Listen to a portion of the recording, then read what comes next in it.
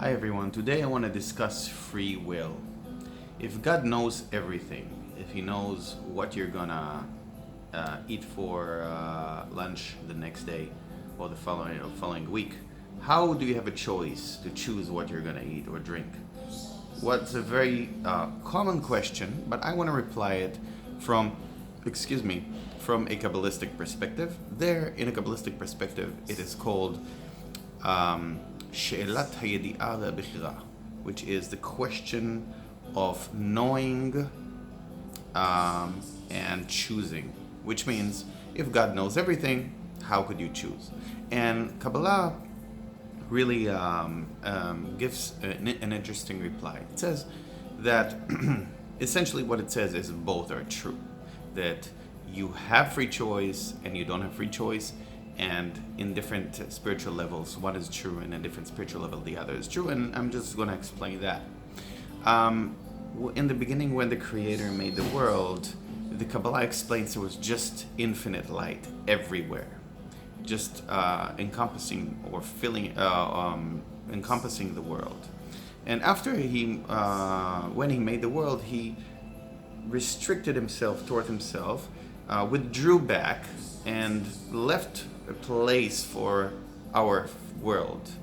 And we live, of course, in the most condensed level of existence, of filters upon filters of that infinite light. Now, the secret that is revealed in Otzar HaChaim and Etz HaChaim of the Ari is that even after that restriction, the light remained everywhere. That, according to the verse, Ani Yud Kei Vav Lo Shaniti, I have not changed. I, God, have not changed. Even though the world is going on, the light is entirely staying where it is in complete peace. It is there. And according to that, there are actually two different realities. There is the reality of Sovev, it's called, the light is everywhere. And there is the reality of Memaleh, how we see the world, running from place to place, having work, or having jobs and make money and running around. And we have our own different, small little stories, everyone.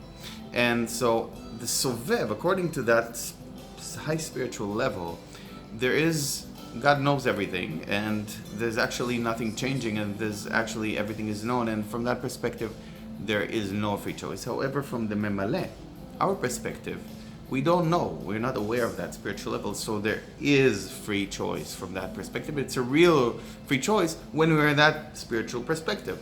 However, when we elevate our consciousness to higher spiritual levels, and we could do it through Kabbalah, what happens is that we actually raise ourselves to a higher spiritual level of the Sovev.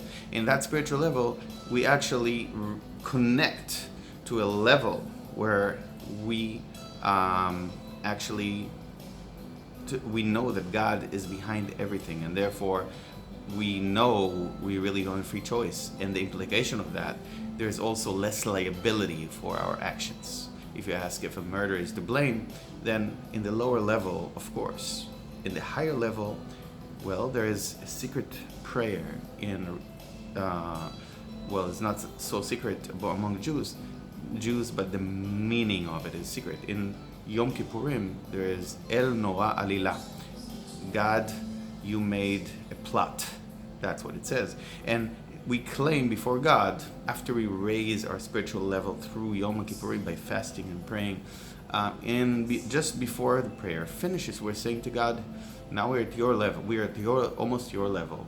Of course, there's a huge difference. Yet we're at this high spiritual level, and we're close to Sovev, and we say to God that you made a plot. Everything is your real plot, your story. We're just like little soldiers in your story, and therefore we have no liability for actions because we didn't have free choice. And because of that, you have to forgive us because it's really your story, it's your plot, and therefore, we are actually freed from any guilt that we had or any blame that we had. So it was just wanting to share with you the idea of free choice. There is and there isn't. Thank you very much for listening.